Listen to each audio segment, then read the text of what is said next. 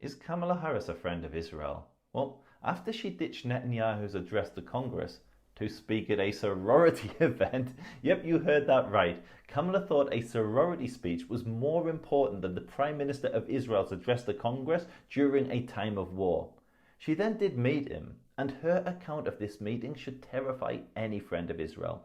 Every single sentence she utters is going to outrage you. What has happened in Gaza over the past 9 months is devastating.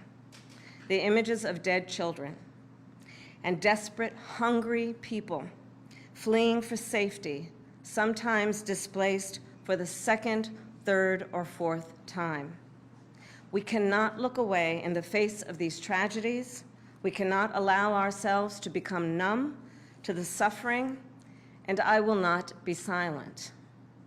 Her framing of the Gaza war, an unavoidable response to the October 7th atrocities, focuses on dead Palestinian children and tells Americans they can't look away.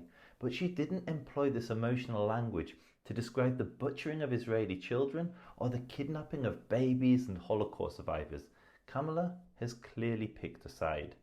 As for being silent, it took her 5 days to even mention the October 7th massacre.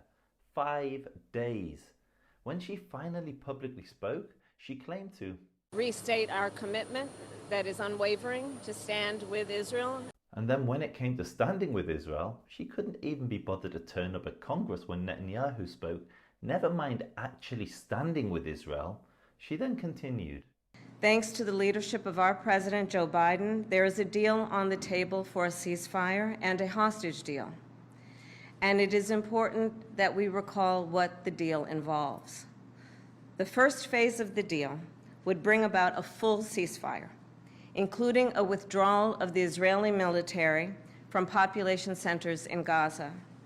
In the second phase, the Israeli military would withdraw from Gaza entirely, and it would lead to a permanent end to the hostilities.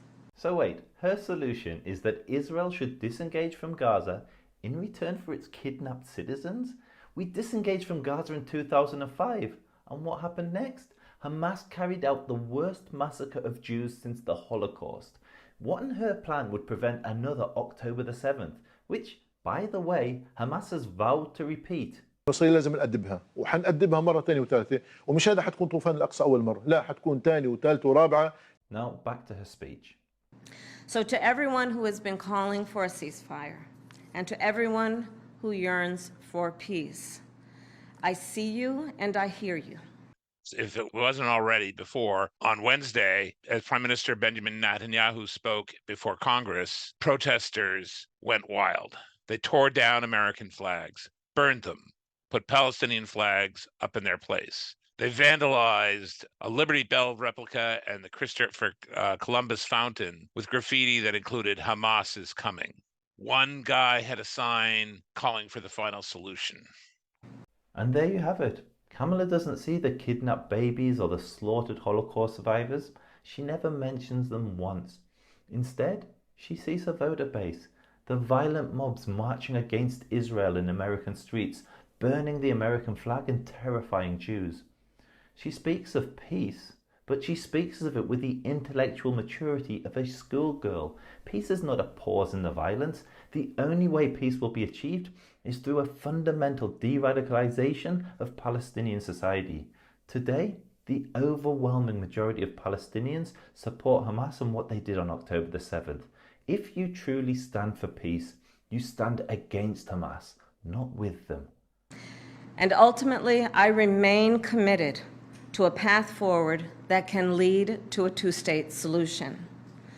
And I know right now it is hard to conceive of that prospect, but a two-state solution is the only path that ensures Israel remains a secure Jewish and democratic state, and one that ensures Palestinians can finally realize the freedom, security, and prosperity that they rightly deserve.